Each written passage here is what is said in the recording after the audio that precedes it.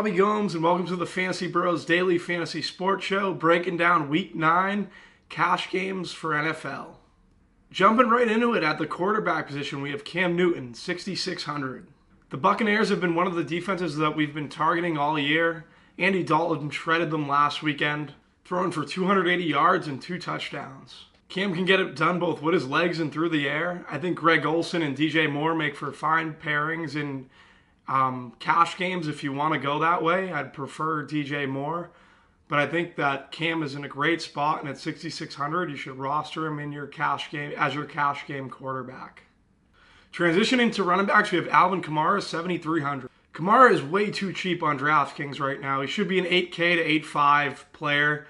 But just because DraftKings algorithm kind of accounts for the split in terms of the backfield that situation that he's in with Mark Ingram, he's at 7,300. The thing is, Kamara's getting goal line, whereas other players in this situation usually aren't getting the goal line. It's usually the power back or the guy that they're splitting with. Kamara also fits the DK algorithm in terms of catching passes and his point scoring ability, so he's someone that I look to roster in cash just because of his upside, potential ceiling in this very high total game. He has positive game script, and he's at home as well. Going from wide receivers to running backs, we have Courtland Sutton, 3,900. Sutton is probably the best point per dollar play on the slate, and if Jonathan Joseph sits, Sutton should be locked in all cash games. I think you can pretty much lock him in anyways as a free square at 3,900.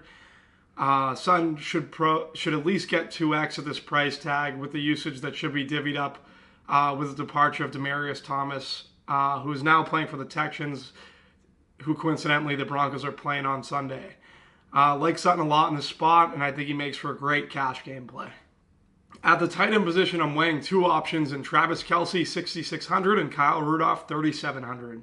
This play is more dependent on injury.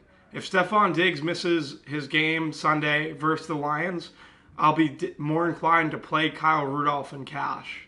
However, if Stephon Diggs were to play, then I'm looking at paying up for Kelce at 6,600.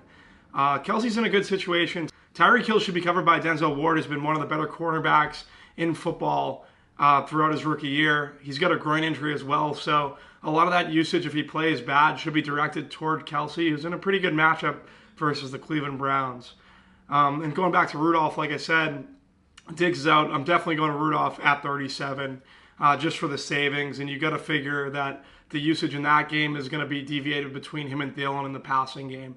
Like I said, the situation, if Diggs sits, playing Rudolph. If Diggs doesn't sit, playing Kelce in cash games at tight end.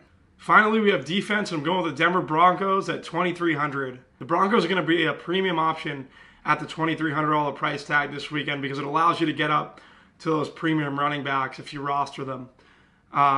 They're also in a pretty good spot at home versus Deshaun Watson, who's going to be out without Will Fuller and possibly Kiki Kuti, 2 of his main options in that offense. Really like the Broncos front 7 versus the Texans offensive line.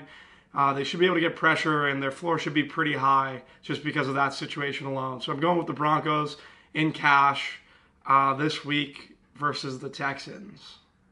Thanks for tuning into the Fantasy Bros Daily Fantasy Sports Show. Click the link and subscribe. Hope to see you next week.